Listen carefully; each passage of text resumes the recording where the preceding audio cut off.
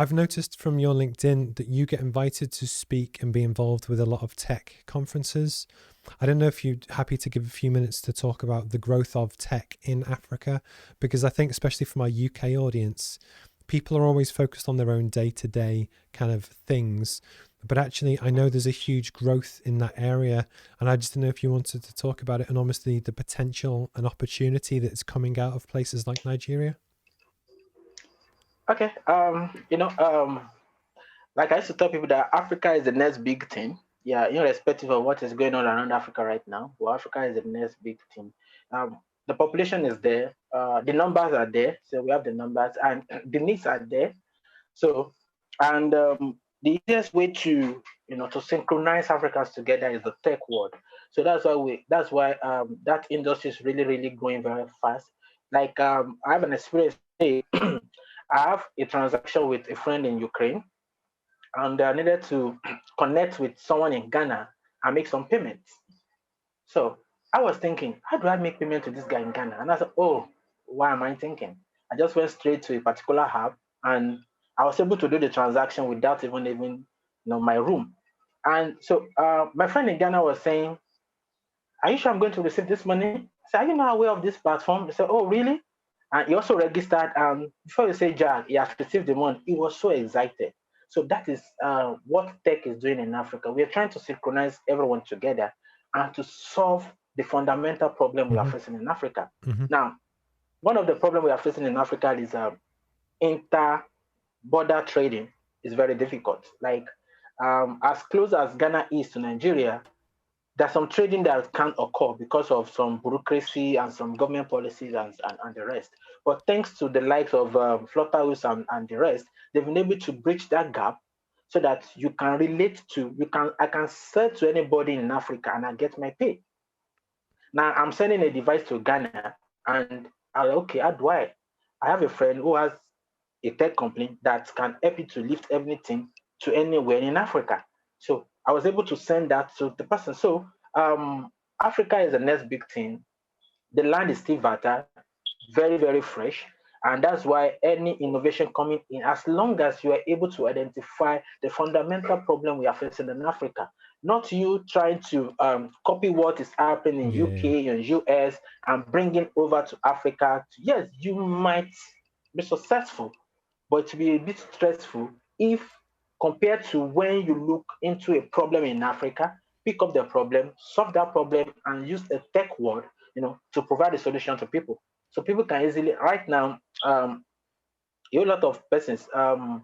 Okay, in my retail store, I partner with a company called Thank You Cash, where they reward customer for any shopping that is done. Now, for you to have a loyal customer in Africa, you need to give them something to make them loyal. Apart from the fact that yes, your items are cheap, there are a whole lot of places where items are cheap. Now, the normal open market items are always cheaper than any retail store. Mm-hmm. So anybody can go to any open market to purchase anything. But for you to have them and retain them, there must be something unique keeping them. It's the added And that's value. what, so that's what the Thank You Cash platform is doing. So when you shop, we reward you. So since I started using that platform, a whole lot of customers have been coming. Why? Because of that little reward. So what I'm saying is the mentality. You have to identify the mentality of Africa. Now, no matter even if it's one naira, Mm-hmm. they value that 1 naira. Mm-hmm. They can, because of 1 naira, trek down to your store to come and shop because they know the accumulation of that 1 naira in the next 1 month is 30 naira, Mm-hmm. and that 30 naira can buy them a chocolate. So that way you can relate with them. So when you look into there are a lot of infrastructure problem in Africa. So how do we leverage on this and provide solution without people really looking how to solve that? Yes, we are praying that government can solve most of those infrastructural problems anyway, but tech world is really leveraging, giving us a leverage to still make things happen without those infrastructures in place. Yeah. You're a very good businessman. You can tell by the way that you describe things and you identify. Often in business, the challenge is identifying the gaps.